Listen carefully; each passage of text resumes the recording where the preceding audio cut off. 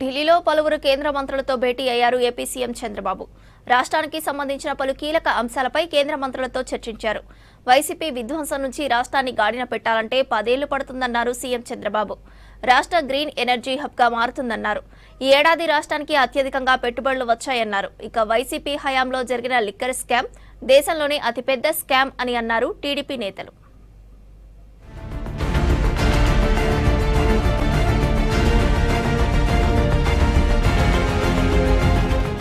ఢిల్లీలో పర్యటించారు AP CM Chandrababu. పలువురు కేంద్ర మంత్రులతో భేటీ అయ్యారు. ముందుగా కేంద్ర ఇంధన శాఖ మంత్రి ప్రహ్లాద్ జోషితో భేటీ అయ్యారు. రాష్ట్రంలో సోలార్ ప్రాజెక్టులు, ప్రధాని సూర్యాఘర్ పథకం అమలుపై జోషితో చర్చించారు సీఎం. తర్వాత రక్షణ శాఖ మంత్రి రాజ్నాథ్ సింగ్, సిఆర్ పాటిల్ తో భేటీ అయ్యారు. రాష్ట్రానికి చెందిన వివిధ అంశాలపై వారితో చర్చించారు సీఎం చంద్రబాబు. తర్వాత కేంద్ర ఆర్థిక మంత్రి నిర్మలా సీతారామన్, ఐటీ శాఖ మంత్రి అశ్విని వైష్ణవ్ తో భేటీ అయ్యారు.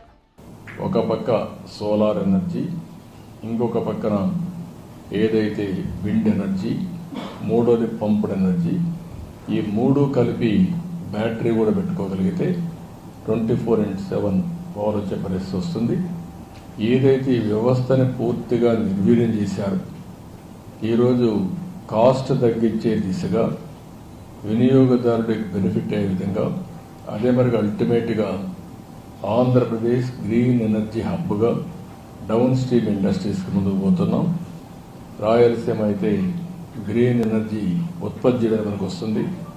అదే మరి కోస్టల్లో ఏవైతే పోర్ట్స్ ఆధారంగా చేసుకుని ఎక్కడికక్కడ గ్రీన్ హైడ్రోజన్, అమోనియా ఇవన్నీ ఎక్స్పోర్ట్ చేయడానికి అవకాశం ఉంది.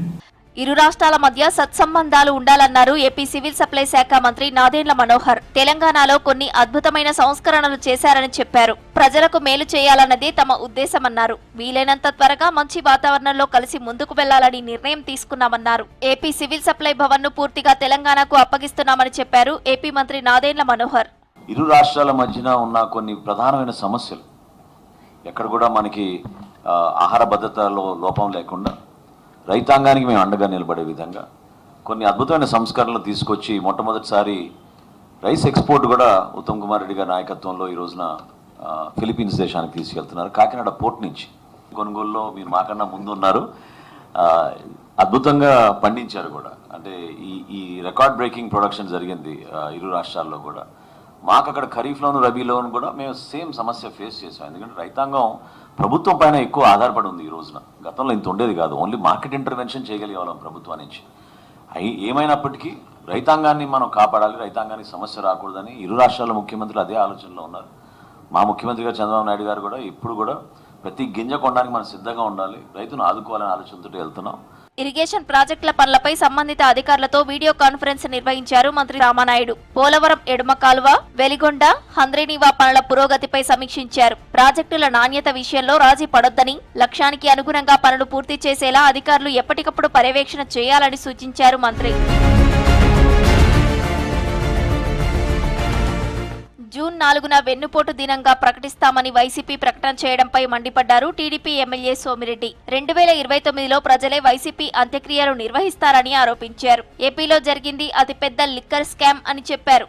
ఒక పని చేస్తాం, తమరు ఎమ్మెల్యే, నేను ఎమ్మెల్యే. తమరు ఎల్హంకలో విశ్రాంతి తీసుకుంటూ అప్పుడప్పుడు వచ్చి ఇటువంటి సొల్లు కబుర్లు చెప్పిపోతారు. ప్రజలు నమ్మించేదానికి మోసం చేస్తారు. మీరు చేసిన విధ్వంసం ఇప్పటికే మర్చిపోలేకపోతున్నారు. నేను ఒకటే అడుగుతున్నా, నేను తమరిని ఇది కన్నా రూపాయికి ఇచ్చుంటే, ఇడ్లీ వడ రేటుకి ఇచ్చుంటే నేను రాజీనామా చేస్తా. సర్వేపల్లి నుంచి వచ్చి ఇక్కడికి వచ్చి రాజీనామా చేస్తా. తమరు ఎల్హంక నుంచి వచ్చి పులివెందులకు రాజీనామా చేయండి. పులివెందుల ఎమ్మెల్యేగా, నేను సర్వేపల్లి ఎమ్మెల్యేగా రాజీనామా చేస్తా. ఏపీ మాజీ మంత్రి కొడాలి నానిపై త్వరలో లుకౌట్ నోటీసులు జారీ చేయనున్నారు పోలీసులు. దేశంలోని అన్ని ఎయిర్పోర్టులకు నోటీసులు పంపించనున్నారు. నానిపై ఇప్పటికే పలు కేసులు నమోదు చేశారు పోలీసులు. కొడాలి నాని అమెరికా వెళ్తారని ప్రచారం జరుగుతోంది. దీంతో ఆయనపై లుకౌట్ సర్క్యులర్ జారీ చేయాలని నిర్ణయించారు. ఇప్పటికే ఆన్లైన్ ద్వారా ఎల్ఓసీ జారీ చేశారు అధికారులు.